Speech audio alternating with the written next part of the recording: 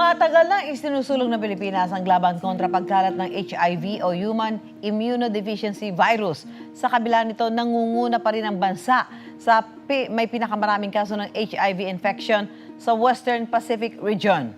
Ayon pa sa mga eksperto, mas dumadami ang mga kabataang naapektuhan ng sakit na ito. Gaano nga ba ka-accessible ang HIV testing sa bansa? Yan ang kwentong Tatak Public Affairs na dokumentaryo ni Cara David sa Caradox.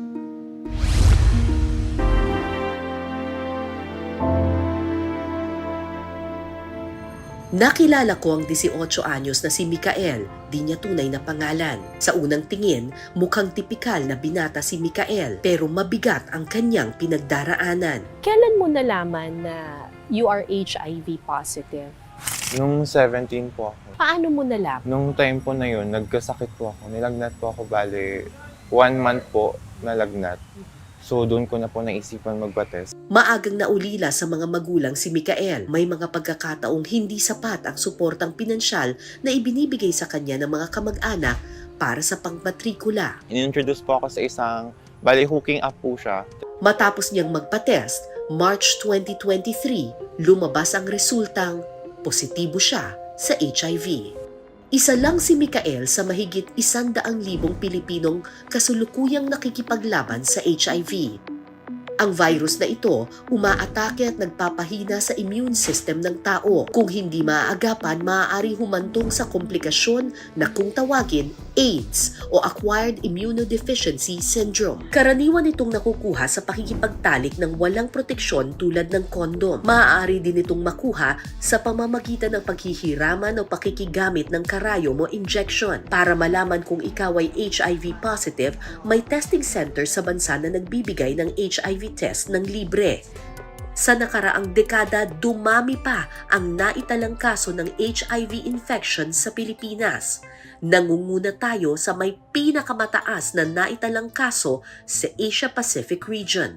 Social media, isa po yan. It's easier for the young population, yung teen population po natin to connect with each other. Sa loob ng mahabang panahon, ang paggamit lamang ng kondom ang alam nating pangproteksyon sa pakikipagtalik. Pero bukod dito, isa rin sa mga isinusulong ngayon ay ang gamot na nagbibigay ng proteksyon para hindi ka mahawa ng HIV.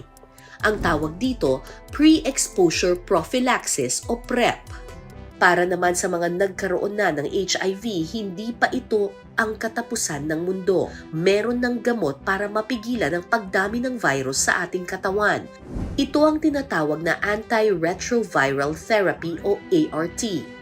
Kailangan itong inumin agad ng pasyente araw-araw oras na ma-detect na siya ay positibo sa HIV. Ayon sa datos ng Department of Health, dumarami na rin ang kaso ng mga menor de edad na HIV positive.